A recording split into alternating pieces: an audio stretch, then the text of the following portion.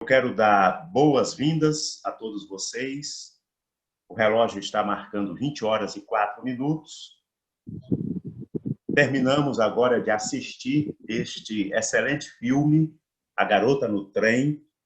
Esperamos que todos vocês que tiveram a oportunidade de assistirem, mesmo que em outro momento, e aqueles que assistiram agora, a partir das 18 horas, eu espero que todos tenham, de fato, gostado do filme. É um excelente filme, traz uma mensagem de muito enriquecimento, e nós temos aí muitas coisas sob o olhar da psicanálise.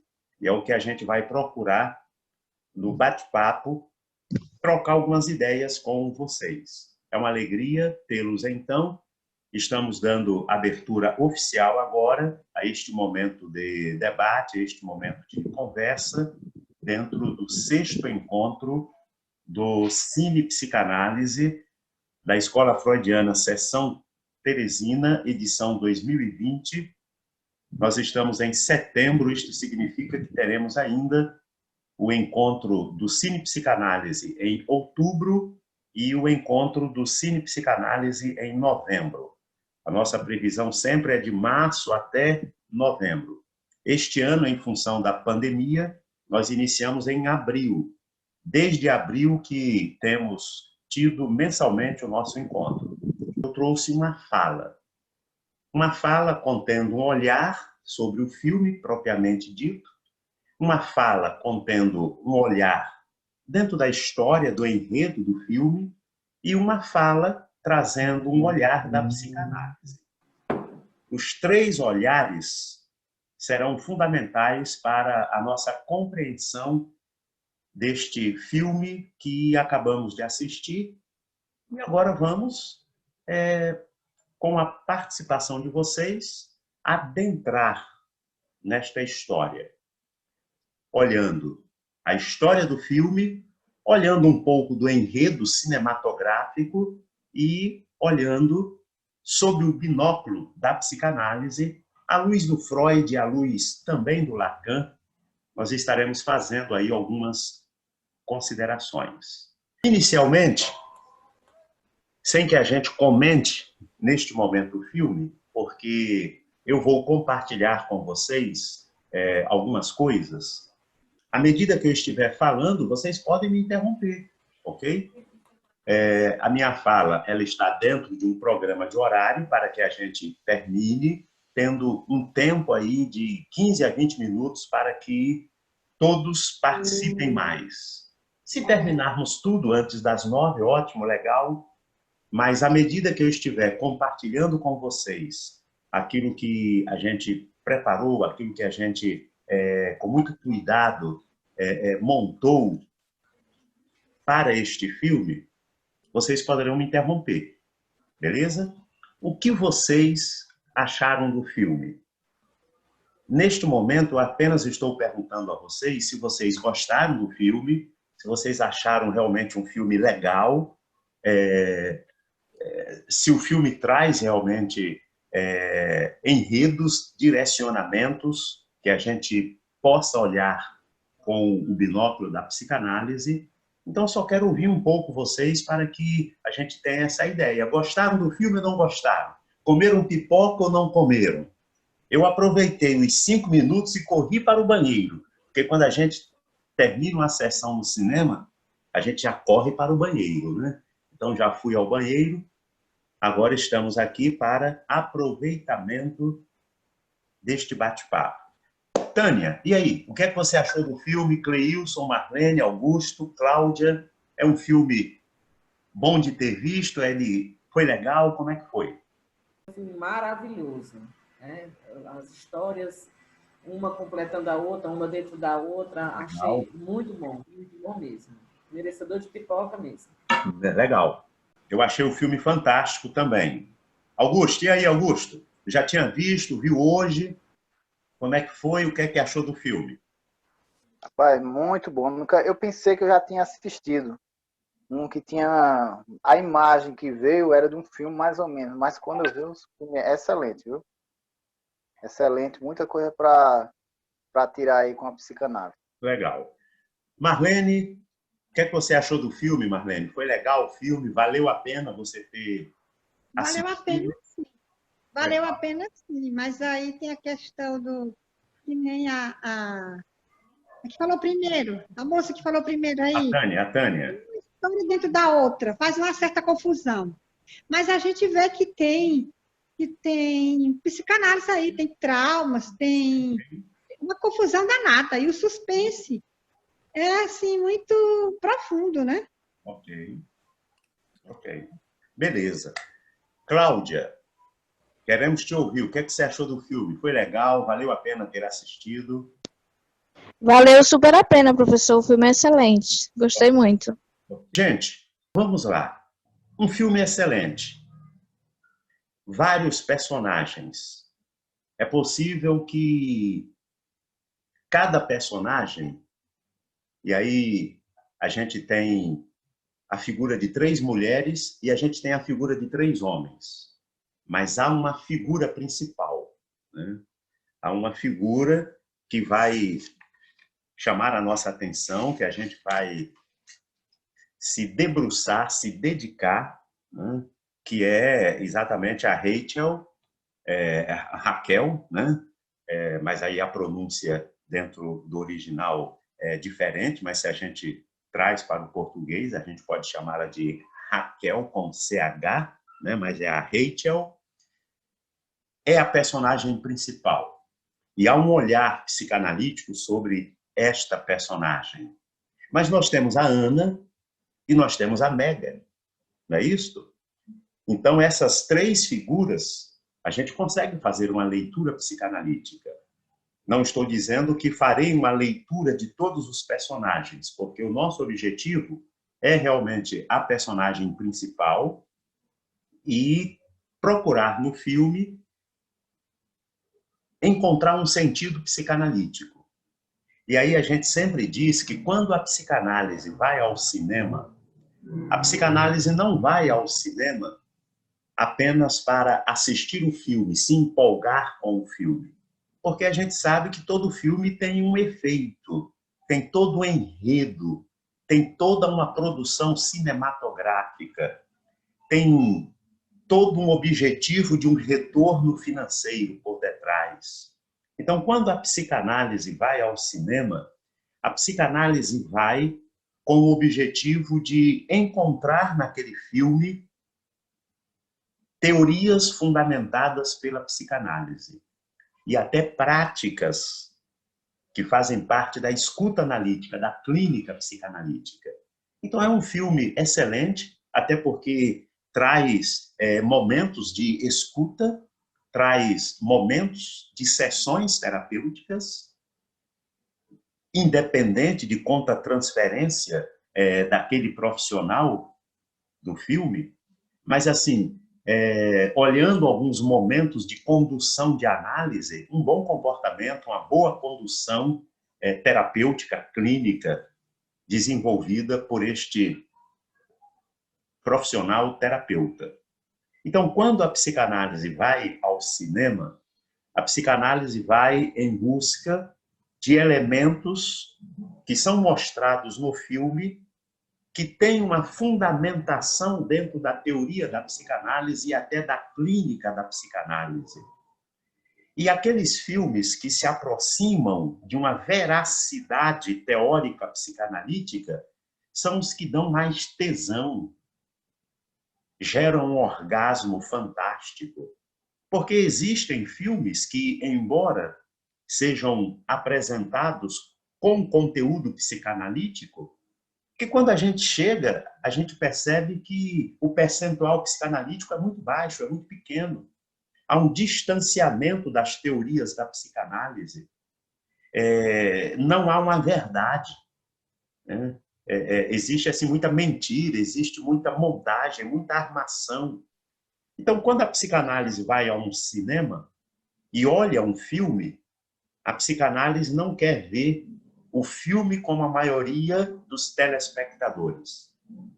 A psicanálise vai em busca da verdade psicanalítica que está sendo mostrada pelo produtor. E aí a psicanálise vai estar utilizando a película para estar fundamentando, para estar demonstrando, para estar fortalecendo aquilo que foi iniciado pelo Freud. Então, há uma frase, há uma afirmação muito interessante pela Rachel, quando ela diz assim: por que tenho medo de mim mesma?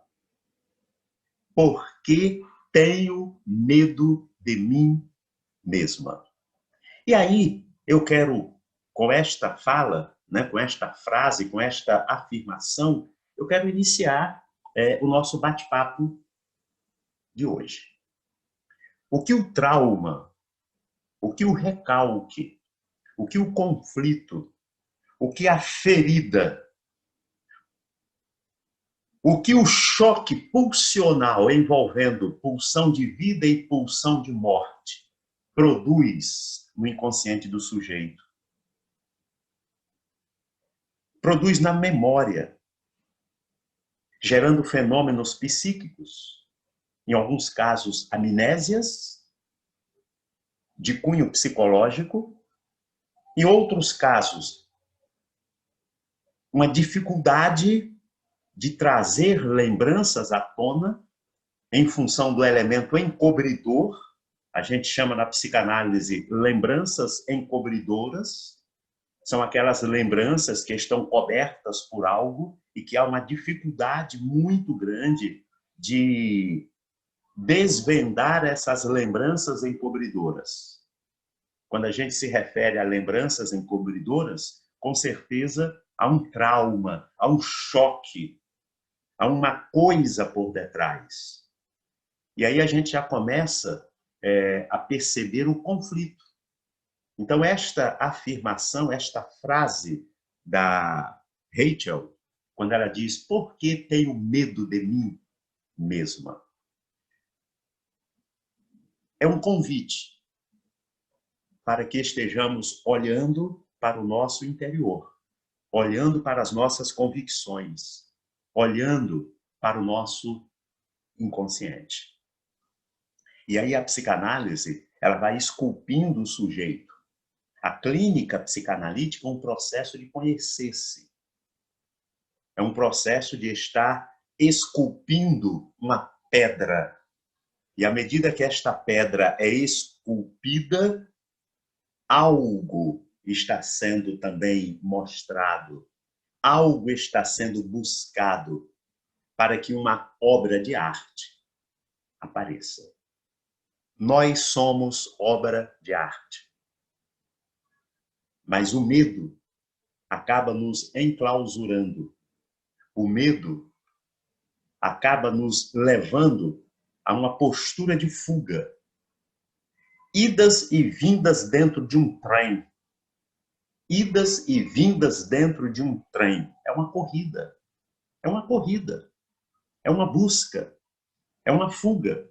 É um desespero. É um conflito. É uma pessoa com medo, que se parar o medo pega. Então é melhor correr. É melhor correr. Ficar indo de um lado para o outro. Cada um precisa começar sua própria investigação. E a Rachel, ela vai nos mostrar, à luz do filme, um trabalho fantástico, um gozo, né? Um desejo, uma necessidade de começar sua própria investigação. Ninguém acreditava nela. Ninguém acreditava nela. Ela mesma não estava acreditando nela. Ela mesma não estava se conhecendo. Ela mesma estava tendo medo de si própria. Então, cada um precisa começar a sua própria investigação. Eu vejo este filme, gente, e eu sou tomado muito mais por esse desejo de manter uma investigação dentro da minha própria realidade. A psicanálise se propõe a isso. Viu, Sônia, Marlene, Augusto, Cláudia, Cleilson, Tânia? a psicanálise se propõe a isso. O método da psicanálise é o método da investigação. E o objetivo da psicanálise é o conhecer-se. Então, esse filme ele é fantástico porque ele também traz exemplos de escuta analítica. Ele traz este processo de escutar o outro para que se alcance um conhecimento de si mesmo. Vejamos, então, o que teria essa garota deixado para trás? O que quer essa garota? É o enredo do filme. A garota no trem. O que teria essa garota deixado para trás? O que quer essa garota? É interessante, o Lacan, na psicanálise, ele chega a dizer assim, a mulher não existe. Uma outra frase do Lacan, o que quer uma mulher? E aí eu olho este filme, e eu coloco o olhar da psicanálise, e aí eu levanto também estes questionamentos em relação a esta personagem, a Rachel. O que quer essa garota? O que teria essa garota deixado para trás? Vamos então adentrar no filme. A Garota no Trem trata-se da adaptação do romance homônimo escrito pela britânica Paula Hawkes. E quando a gente olha o filme, a priori, sem ainda adentrar no passar do filme, mas logo no início, a priori, a gente pensa assim, será que a personagem, a Rachel, tem duas personalidades? Será que essa mulher tem ciúme patológico? Será que ela tem aquilo que a psicologia chama, a psiquiatria, os manuais de doenças chamam de transtorno dissociativo, que é a mesma coisa de dupla personalidade? Será que a Rachel mata alguém e esquece? Será que ela é psicopata? Gente, psicopata ela não é. Há um psicopata no filme. Algumas pessoas inicialmente pensam que a Rachel ela é a psicopata do filme. Ela não é psicopata, mas há um psicopata no filme. Que ficou muito claro a persona deste psicopata na conclusão, no fechamento aí do filme. Rachel é uma mulher de 40 anos, arrasada pelo seu recente divórcio, não é uma psicopata, ela é apenas uma bagunça que não consegue fazer nada certo. É o perfil desta mulher. Apenas uma bagunça que não consegue fazer nada certo. A Rachel, ela é acidentalmente não confiável por causa de seus problemas com a bebida. Não há um histórico de que ela vem de uma família de beberrões, ela vem de uma casa onde o pai era um alcoólatra. Não há este histórico. O perfil com o alcoolismo é iniciado sob pressão. O início do alcoolismo é obtido por aquele desejo de ser mãe, por aquele marido psicopata, pelas traições e por receber o endereçamento de coisas que ela não fazia. Porque a maioria das coisas eram feitas pelo marido. E por causa agora do uso da bebida, porque ela se entrega à bebida como um porto seguro, como uma forma, de repente, até de fato, fugir, esquecer, e a bebida começa, então, a causar um estrago, principalmente um estrago na memória. Mas esse estrago na memória é de origem traumática. Este esquecimento não é um esquecimento por causa da bebida, é um esquecimento por causa de um trauma. A bebida só vem fortalecer, só vem dar um empurrão. Então, a Rachel, ela é acidentalmente não confiável por causa de seus problemas com a bebida. Quem é que acredita em um bêbado? Quem é que confia em um bêbado? Então, esta mulher de 40 anos, ela é uma mulher que apresenta o perfil de muitas outras mulheres.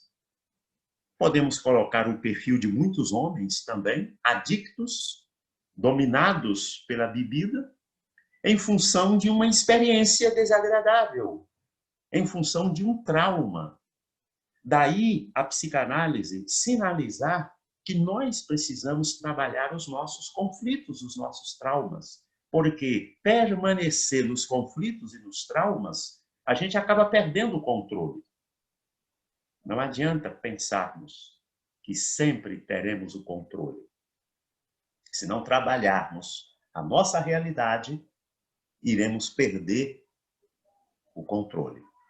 Então a Rachel, ela torna-se alcoólatra e solitária e passa os dias viajando de trem entre Nova York e Manhattan, vive fantasiando sobre um casal aparentemente perfeito que mora em uma casa pela qual seu trem passa todos os dias. E aí, gente, certo dia, ela presencia algo estranho e começa a sua própria investigação. Ela está sempre no trem, indo e voltando, procurando distrair-se na janela, e o percurso torna-se então uma grande armadilha. Sabem por quê? Porque o trem passa em frente à antiga casa que ela dividia com o agora ex-marido Tom.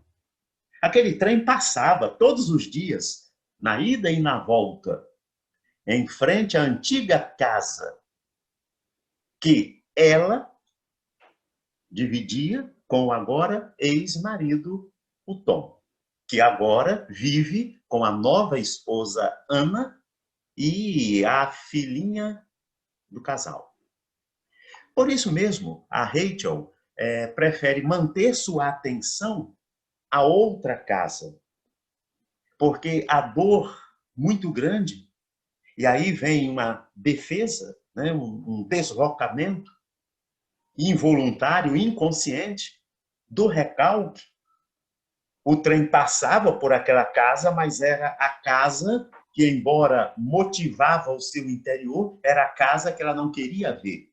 E aí o mecanismo de defesa, o fator recalcado, faz com que ela prefira manter sua atenção a uma outra casa e passa a desenvolver uma obsessão pelos ocupantes da casa 15. Nessa casa mora o casal aparentemente perfeito, Meghan e Scott. E aí ela passa todos os dias a presenciar cenas ali na casa de número 15.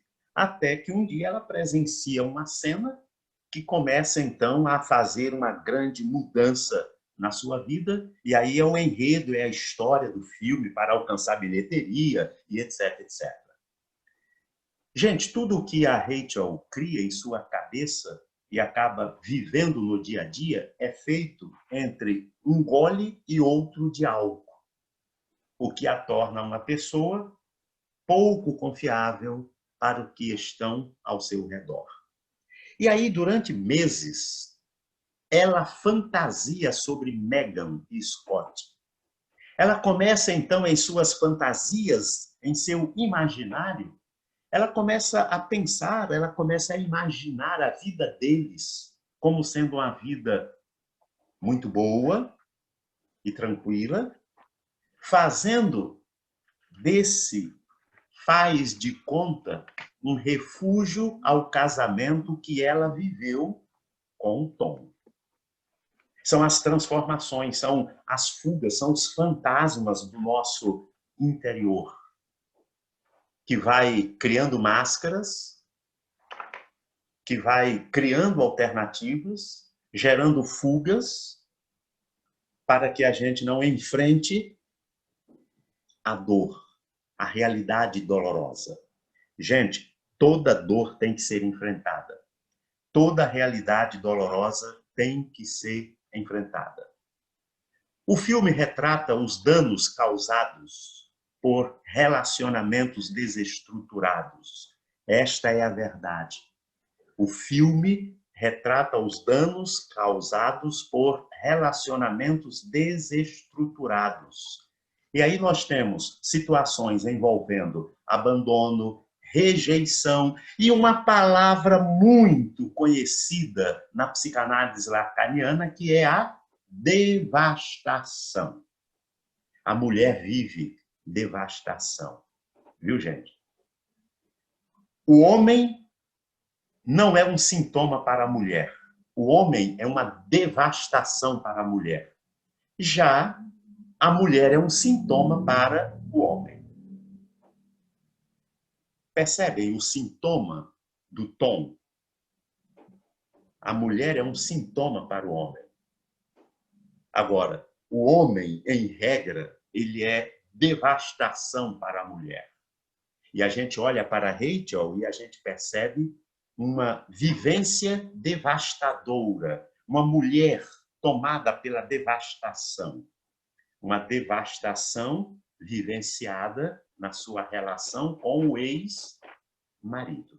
Então, o filme, dentre os múltiplos olhares, ele vai abordar o domínio adicto que procura, então, usurpar a pessoa, destruir a pessoa, provocando alterações comportamentais, mexendo no caráter, bem como questões de violência contra a mulher, dentre outras. E a gente poderia, então, abordar vários elementos à luz da experiência deste filme. Rachel, a personagem principal, tinha sérios problemas com álcool. E as suas amnésias não eram causadas por um transtorno de personalidade, mas pela simples e malvada embriaguez. Percebem? Ela tinha amnésia. Mas, em regra, a embriaguez estava como fundamentadora, como principal causadora de suas amnésias. Temos o trauma, gerando lembranças encobridoras, mas nós temos um estrago do álcool. Toda pessoa que começa a se estragar com o uso do álcool, começa a diminuir a potência da memória. O álcool, aos poucos, vai gerando amnésia nas pessoas. E a partir do momento em que a pessoa só em sentir o cheiro do álcool já troca as pernas, a partir do momento que a pessoa toma um gole e já começa a rir, já começa a cair, aí esse processo de amnésia vai se acelerando. E a Rachel, ela apresenta uma amnésia, mas esta amnésia não era causada por um transtorno de personalidade, entre aspas. Mas esta amnésia vem pela malvadez que a embriaguez causa na vida de todo adicto. Então, a narrativa do filme vai nos levando a achar que a Rachel matou Megan. Até a própria detetive já estava quase que convencida, né, de que a Rachel havia matado aí a Megan. Tendo em vista a fantasia que essa personagem criou sobre o casal Scott e Megan. Ela criou uma fantasia. E a partir do momento que ela percebeu que aquela mulher, a Megan, estava traindo o Scott, ela levou uma punhalada no peito. Reviveu de forma regressiva tudo aquilo que ela havia experimentado com o seu ex-marido, com o Tom. Então ela começa a fantasiar, ela começa a delirar, ela começa a ter paranoias, ela começa a sair da sua realidade. O inconsciente abalado causa isto. E uma pessoa dominada pelo álcool é levada também a isto. Então, a Rachel, ela começa a vivenciar esta realidade aí. E é interessante, eu volto então àquela fala do Lacan, né, quando nós temos lá em Lacan uma referência à devastação. E é possível que a gente diga que a Rachel vivenciava uma devastação. As desilusões desta mulher que mais a afetam. Não poder ter um filho, foi trocada por seu marido e nenhum homem a olha com desejo, olha com nojo para ela. Então, a mulher que vivia devastação 24 horas. E a devastação era tão grande que ela mesma provocava uma autodevastação. Por isso que o Lacan vai chamar a nossa atenção para essa coisa da devastação. A história mostra como a dominância do olhar e do discurso de Tom, o ex-marido da Rachel, o Tom, é tão forte que manipula as memórias perdidas de Rachel. E ela passa, então, a acreditar de forma veemente nas versões que ele contava, que ele fazia com que ela acreditasse ter sido ela causadora, né, de vários comportamentos. Em regra, ela estava fora da sua realidade em função da fuga através do álcool. Ele praticava as coisas erradas, ele quebrava as coisas dentro de casa e no outro dia ele contava uma história para ela, colocando a culpa nela. E ela vivia então esta realidade. Com isto, ela se sentia o tempo todo um completo lixo. A estrutura geral do filme gira em torno de 3 mulheres. Deu para vocês perceberem isto. A estrutura geral, a estrutura central, gira em torno de 3 mulheres. Além da Rachel, que é o fio condutor do filme, nós temos a Anna, a nova esposa do Tom, ex-marido da Rachel. Nós temos a jovem Megan, a que morreu, né? Babá da filha de Tom. E é interessante, né? Ela estava ali, mas ela estava ali mais por causa do caso que ela estava tendo com o Tom. Porque havia um trauma internalizado que ela precisava resolver.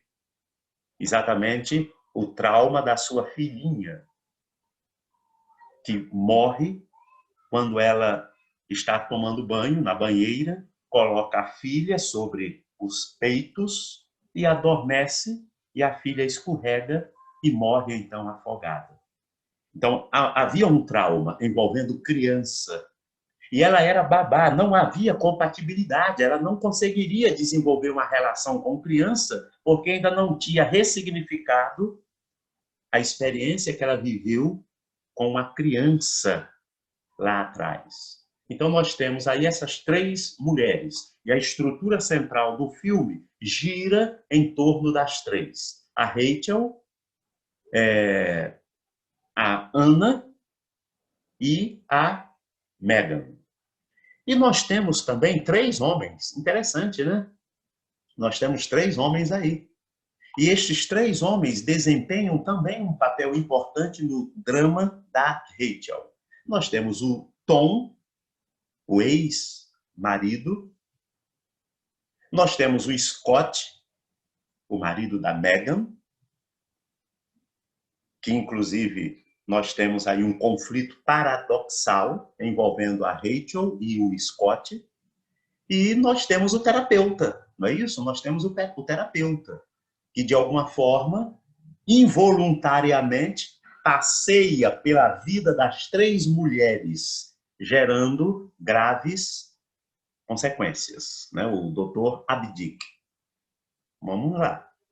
3 mulheres e 3 homens que se interconectam para nos mostrar a angústia existencial que a convivência a 2 pode causar. Muito bem. Qual é o lugar da psicanálise? Vamos caminhar aqui para o fechamento da minha fala, e aí depois a gente vai abrir a oportunidade para uma explosão de ideias, né, para uma troca aqui de experiências, um bate-papo. Então já vou aqui caminhar para o encerramento da minha fala. Qual é o lugar da psicanálise? Como falamos em 3 mulheres, como falamos em 3 homens, eu vou falar de 3 lugares da psicanálise. O sujeito, o desejo e o gozo. Então, qual é o lugar da psicanálise nisto tudo? Qual é o lugar da psicanálise dentro deste enredo, dentro do que podemos aplicar a esta película? O sujeito, o desejo e o gozo. O que nós temos? Já falamos algumas coisas, não é isso? Já falamos aí da devastação em Lacan. Nós temos uma autodestruição causada por um relacionamento, então um processo de autodestruição. Nós temos os sofrimentos individuais, que expressam regularidade, que são moldadas por uma dada configuração social. E é interessante, gente, que essa configuração social que dita de forma binária como homens e mulheres devem agir, performar-se, como devem ser, como devem aparentar. O que temos, de acordo com o olhar da psicanálise, ainda no filme? Nós temos a construção da tensão, que funciona quando os sintomas de paranoia se manifestam. A Rachel constrói com veracidade o que a leva a uma luta para encontrar forças para voltar a amar a si própria. É interessante quando a gente olha esses movimentos. São os movimentos da clínica. São os movimentos que a psicanálise procura desenvolver analisando no cliente, no paciente. Movimentos de despertamento, movimentos pulsionais, no sentido de que encontremos forças para voltar a amar a si mesmos. É o que acontece aí com a Rachel. No meio de toda esta devastação, no meio de tudo que o filme procura mostrar, ela começa a reunir forças para voltar a amar a si própria, o amor próprio que mais lhe falta, fazendo-a se submeter a sofrimentos causados pelas dúvidas que tem sobre sua própria memória, sobre seu próprio sentimento. Ter amor próprio. E com isto, procurar desenvolver um amadurecimento, procurar crescer de uma forma a encontrar a libertação para todo aquele processo de autodestruição. Notamos no filme que a narrativa segue uma estratégia não linear. Isso é ótimo. Por quê? É um recurso que intencionalmente é utilizado pelo diretor do filme, um excelente diretor. Tem uns 3 ou 4 outros filmes quase apresentando enredo semelhante. Então a gente percebe que essa estrutura não linear tem por objetivo, através de recursos, confundir o espectador. Percebe? Confundir o espectador. Nada mais necessário para exemplificar a confusão mental pela qual a Rachel, né, a personagem principal, passa. Uma alcoólatra que não confia nos próprios pensamentos e se perde no sofrimento pela sensação de impotência sobre a própria vida. Bom, somos transportados então para a mente dessa garota. Uma garota em pele de mulher. Por isso que o nome do filme é A Garota no Trem. Então, somos transportados para a mente dessa garota em pele de mulher, compartilhando parte de sua angústia por não saber se é ela própria responsável por uma tragédia que está mexendo com a vida de muita gente. Ela continua nas mãos, ela continua à mercê do psicopata, do ex-marido. A Garota do Trem é uma bela reflexão sobre a alma feminina e a complexidade da existência, viu, gente? A Garota do Trem é uma bela reflexão sobre a alma feminina e a complexidade da existência. Sobre como o amor próprio é fundamental para se alcançar a verdade e a paz. E como ele pode ser uma poderosa arma contra a subjugação, o amor próprio. A clínica psicanalítica, ela procura colocar o sujeito na via perdida. A via perdida é a via do amor próprio. Uma via tão apregoada pela filosofia. E o objetivo da filosofia é exatamente mostrar. Quando a gente traz para a clínica psicanalítica, a gente percebe que o movimento da clínica é levar o sujeito a olhar para si, a ter de novo este olhar do amor próprio. O psicanalista Contardo Caligardes, ele assistiu esse filme. E quando ele saiu do cinema, ele faz comentários. E ele diz que, apesar da raiva intensa que sufocava a Rachel, ela se sente culpada pelo que aconteceu. E num delírio masoquista, está certa de que foi ela mesma que destruiu o seu casamento, quando soube que não conseguia engravidar. E aí, desde então, jogou-se na bebida e cometeu desatinos, coisas que acabaram levando-a a um afastamento do marido, jogando-o nos braços de uma outra com quem é feliz e tem uma família. É o que o enredo do filme, de repente, procura mostrar. Mas é o que a realidade histórica chama a nossa atenção pela convivência com o outro. Quem é o outro com quem você convive? Será um psicopata? Então, a psicanálise está sempre chamando a nossa atenção para o outro. A coisa com o outro é uma coisa que tem que ser trabalhada. A relação com o outro é uma relação que tem que ser resolvida. Enquanto não resolvemos a relação com o outro, estaremos nos distanciando de um amor próprio, poderemos cair em um engodo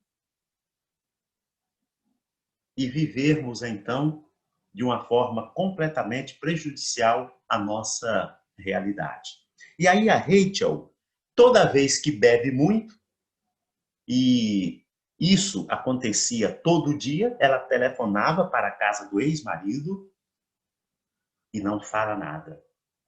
Quem atendia era a babá, a vizinha Megan, contratada por Ana para ajudá-la. Ana, assustada com o assédio. Mas nem tudo o que a Rachel imagina é verdade. Ou seja, com sua baixíssima autoestima e seu estado de complexa e total desconcentramento em si própria, nós vamos então perceber que ela entra em caminhos onde não consegue lembrar, não consegue recordar de fatos importantíssimos para a sua vida. E com isso, a sua baixíssima autoestima vai levando-a a um completo estado de falta de lucidez por causa da bebida. E aí a Rachel é um perigo para si mesma e para os outros também. Ela tem buracos na memória e não é uma testemunha fidedigna, nem de sua própria vida. O pior é quando a pessoa nunca chega a lembrar. Isso significa que o resultado tende a ser melancólico. Uma vida que segue apegada ao nada. Percebem? Uma vida que segue apegada ao nada. Há uma história que foi real, mas acabou. E agora é só um fantasma e que assombra de verdade. E aí o Caligares, né, o psicanalista Contato Caligari, ele diz que a experiência da Rachel é como se fosse um vale para a banalização da perda e seu respectivo luto.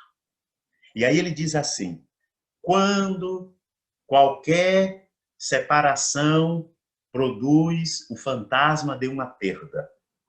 Então ele procura dizer que qualquer separação acaba produzindo um fantasma de uma perda.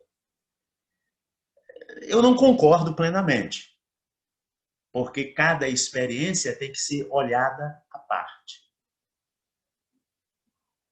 Na experiência aí da Rachel, o que nós temos? Nós temos a perda, que é mega real, ok?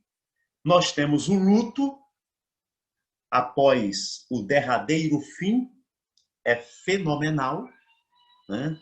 Inclusive para o parceiro que quis a separação. Então, banalizar o luto, rejeitá-lo, isso sim é garantia de viver assombrado. Infelizmente, a maioria das pessoas, quando vivenciam experiências de luto, e aí a experiência de luto aqui é a experiência da perda, que necessariamente não tem que ir para o caixão, 7 palmos abaixo da terra. É a experiência da perda. Então, banalizar o luto, rejeitá-lo, isso sim é garantia de viver assombrado. Ok? Do contrário, sobra crescimento pessoal e um ganho de toda separação tem potencial para produzir. Por isso que nós temos que trabalhar nossas perdas. Porque perdas não trabalhadas é uma garantia de um viver assombrado. Perdas não trabalhadas é garantia de um viver assombrado. Agora, perdas trabalhadas, o que sobra? Sobra crescimento pessoal, percebe?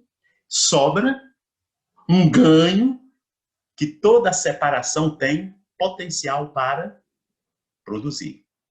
Maria Homem, psicanalista e doutora de literatura, ela coloca situações de convivência em que o lado obscuro das pessoas que não compõem o eu idealizado, se revela. A Maria Homem está, na verdade, falando de um mecanismo narrativo que permite uma leitura freudiana. E aí a gente tem o Freud em um famoso ensaio, onde ele fala sobre o infamiliar, o inquietante. Ele fala sobre o estranho. Quando a gente olha a Rachel, quando a gente olha o enredo da garota no trem, essa mulher está vivendo esse estranho do Freud. Ela está vivenciando uma coisa infamiliar, uma inquietação. E aí a Maria Homem traz aí esta fala, inclusive fazendo uma referência ao Freud, quando usa o conto de fantasia chamado O Homem de Areia, né, do Hoffmann, para elucidar a tese do sinistro vagamente familiar, procurando mostrar que questões familiares pendentes, em aberto, são terroríficas, permanecem assombrando, gerando angústia e gerando terror. A Rachel lembra de poucas coisas da noite, do desaparecimento. E sua palavra não é levada muito a sério. Na verdade, pelos conflitos que ela tem com Ana, a atual esposa do seu ex-marido Tom, né? Ela é considerada suspeita do desaparecimento. E aí a gente tem a grande pergunta do filme. O que ela viu? O que a Rachel viu? Então o mistério passa a ocupar o centro de tudo e assim altera as dinâmicas até então estabelecidas. A construção da tensão funciona quando os sintomas da paranoia se manifestam. Há sempre alguém, uma mulher com um filho no colo, um senhor, uma antiga conhecida.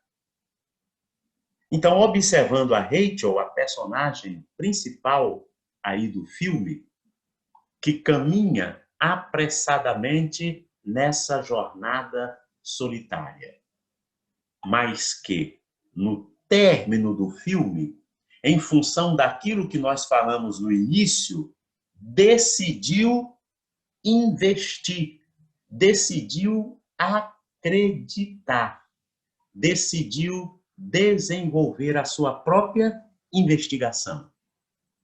E através desta grande reviravolta, desta metamorfose, deste poder de ressignificação que nos leva à elaboração, ela decide, então, entrar em um processo de investigação, procurando resgatar a sua essência, a sua existência, a sua sujeitificação, e, com isso, tornar-se sujeito de direito, tornar-se sujeito de gozo, sujeito de desejo.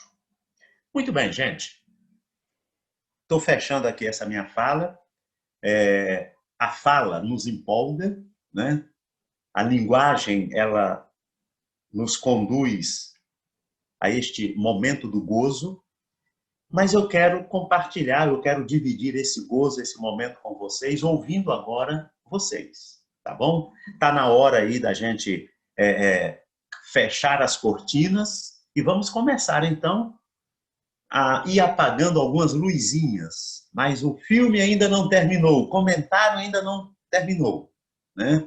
Então, assim, é o momento de quem quiser já começar a levantar-se das poltronas, começar a descer a rampa do cinema, mas enquanto não sairmos lá da porta principal, vamos permanecer no gozo. Sônia, você quer falar? Cleilson, Tânia, Cláudia, Augusto, Aurelice, Marlene.